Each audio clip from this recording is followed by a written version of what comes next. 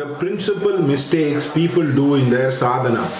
The first and the foremost principal mistake is the choosing of the guru.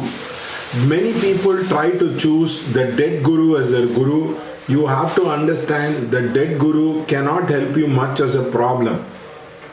Even though he is an inspiration, even though he is a legend, even though he must have crossed a lot of things, it will be very difficult for those people to guide you and to help you across as a person.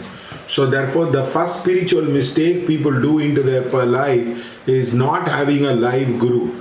The second biggest mistake people do into their sadhana is not doing the sadhana every day across as a person. Whatever is the spiritual practice you do, you need a routine, and you need to do this routine again and again into your life across. That is very, very important to you as a person.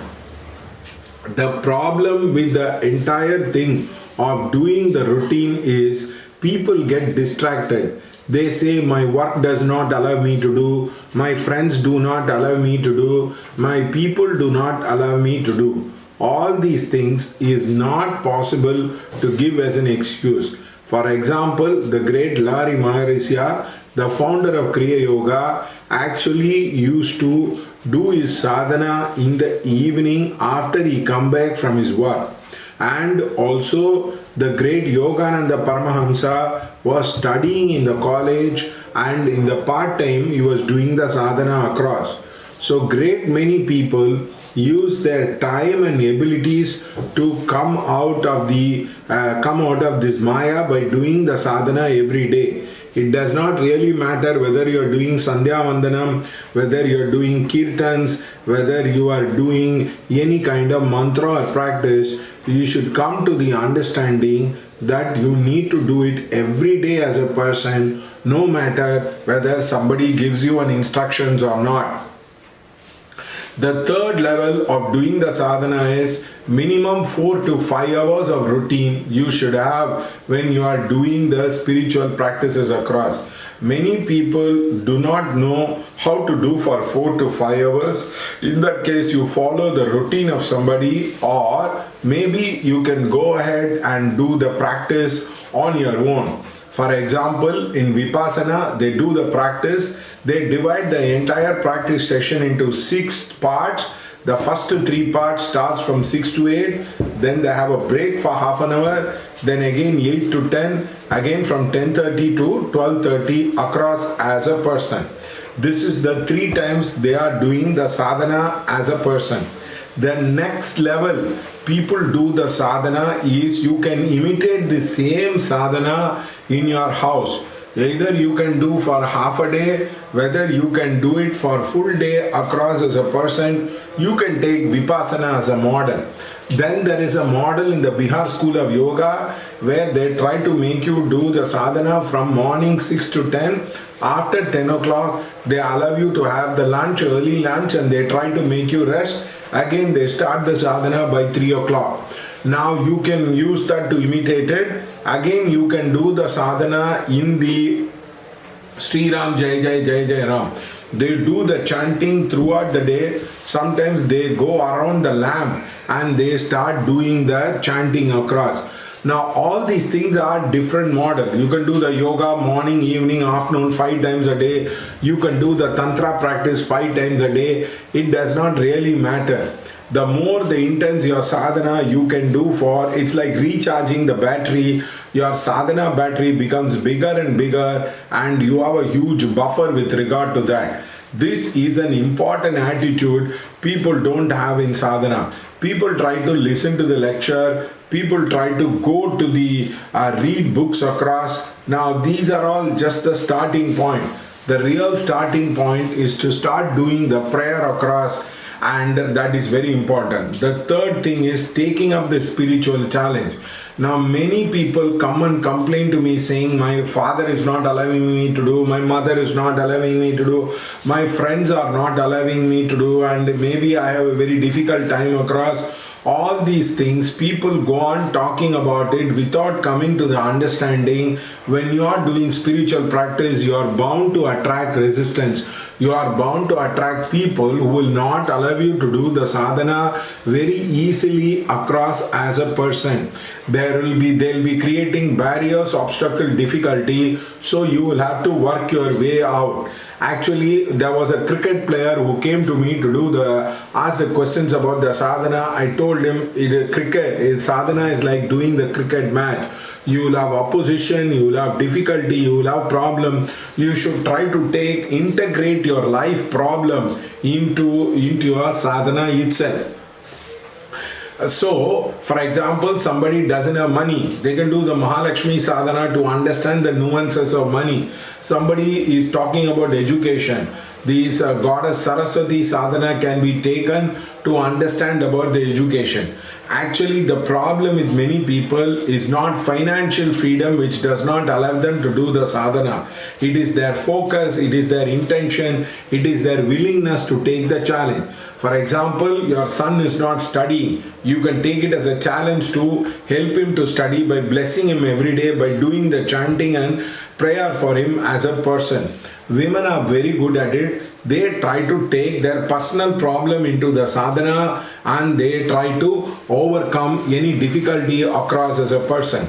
So this is the third attitude. Don't try to ask for easy things with people, easy things where everybody should be cooperative and they should do the ego massage where you think you are doing the sadhana. Sadhana means you will be facing resistance, difficulty. You should be willing to take up the challenges across. The fourth thing is you will be given always a priority. It is choosing sadhana versus choosing fame. Choosing sadhana versus choosing money. Choosing sadhana was choosing writing a book. Choosing sadhana for something else. The either or choice will be given again and again into your life across. So you will have to come to the point of saying repeatedly, I choose God, I choose sadhana, I choose my practice as a priority than choosing all these things across. It does not mean money is bad, it does not mean the fame is bad. But you have to understand fame is a component where many people have got lost with their sadhana. Many people do the sadhana and they become very famous. It is Tapeshwari me, Rajeshwari, Rajeshwari me, Narakeshwari. That is, you start enjoying the fruits of the sadhana. You get money, you get wealth, you get popularity. Lot of people will come and respect you across a person. Suddenly your mind is taken away from the sadhana. You can think, why should I do the puja today? Why should I do the prayer today? Like that, you will get distracted across. So it's very important that you do not take the mind off the sadhana. If it is a sadhana and something else, it's sadhana like going abroad, sadhana and doing a retreat versus going abroad, doing everyday practice for doing something else. Try to stick on to the sadhana than anything else in your life. You will evolve a lot, you will evolve faster across, because everything is transitory in nature. One has to come to the understanding that sadhana, guru, God is more important than the other thing. The first important thing is, if you have situation and circumstances which are favorable, then try to extend your sadhana time. For example, you have a holiday on Sunday and nobody is disturbing you, then it is better to improve your practice from 4 to 8 hours. Whereas if you are having a very difficult day, just coming and doing it for 2 hours itself will be very, very helpful to you as a person. So don't try to get carried away into your life across, because many people have this as a main problem into their life across. So if you want to do sadhana into your life, when it is a bad day, try to do the minimum sadhana. When it is a good day, try to extend your sadhana across. It is like a gym and a fitness guy.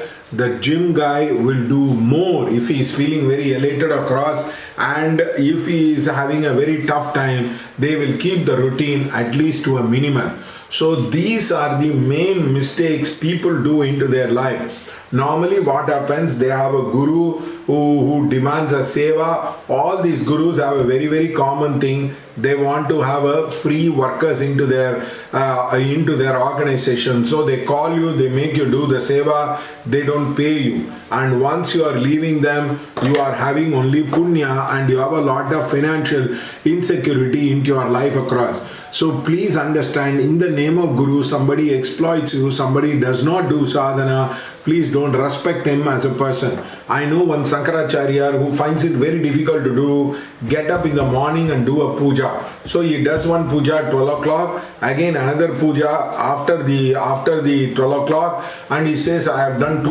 pujas. No, that is not the thing. You have to get up and do one puja in the morning, means you should be willing to follow the niyama across. So please understand that don't choose a wrong guru. Do sadhana every day, whether you like it or not. In bad days, do minimum sadhana. In good days, try to extend the sadhana, and don't try to ask for easy situations where you can do the sadhana. And finally, be thankful. Finally, you have to make a choice between sadhana and other things. Always choose the sadhana. Don't try to choose anything else. I pray God that may you be successful with your sadhana and may you guide many, many people across. Thank you.